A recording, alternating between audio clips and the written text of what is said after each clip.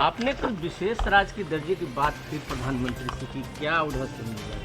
नहीं, कल की मीटिंग में तो जब से नीति आयोग की बैठक होती है उसमें समय समय पर जो कई चीज़ों की बात हम लोग करते रहे, उसी सिलसिले में हमने इस बात की चर्चा की थी कि पहले से कई बात हम लोग करते रहे हैं इस बात की चर्चा। आज जो कल जो मीटिंग हुई थी उसके बारे में तो हमने इस बात के लिए बधाई दिया है, कहा है कि साहब इसके लिए तो हर राज्य से अधिकारियों के साथ इतनी बैठक होकर के आप लोगों ने 6 पॉइंट निर्धारित किया है, तो ये तो बहुत अच्छी बात है। पहले तो सिर्फ मीटिंग होती थी, इस बार तो कम से कम कुछ आइडिया के साथ उन लोगों ने मीटिंग की और राज्यों को भी कहा कि आप बताइए।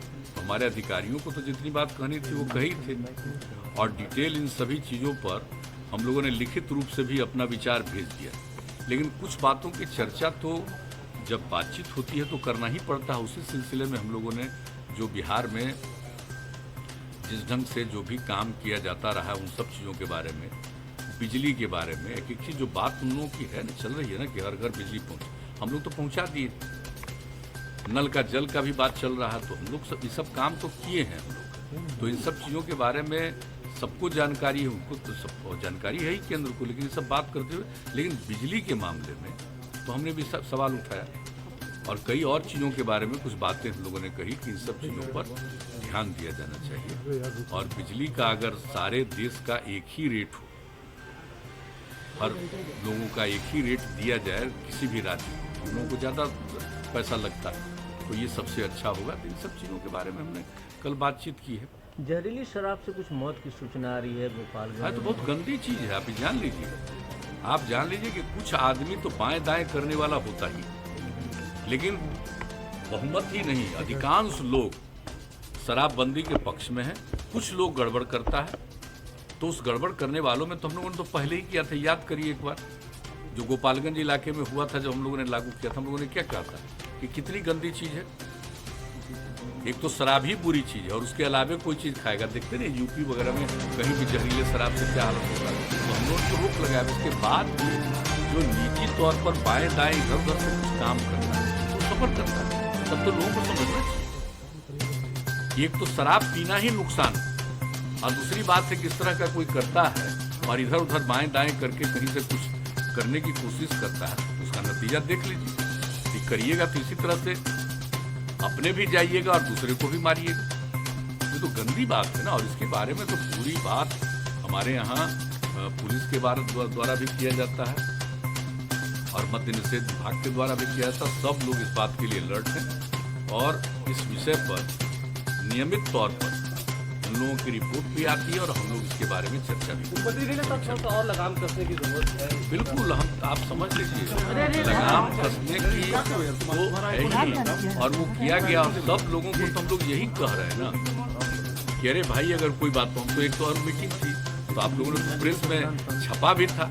हमने कहा कि अगर कोई भाई हमारा अधिकारी है पुलिस वाला जिसको एक जिम्मा दिया है, अगर वो मान लीजिए कि पीता है तब तो उसको सब कार्रवाई तो होना है, अलग बात, उसको डिसमिस कहीं नहीं करेंगे। सब लोग वचन दिए हुए, संकल्प लिए हुए और इसके बाद करना, और कितनी गंदी चीज है। बापू ने इस बात को कहा है और दुनिया भर में जो रिसर्च हुआ है उसके बाद ये पता चला कि बहुत बुरी चीज है।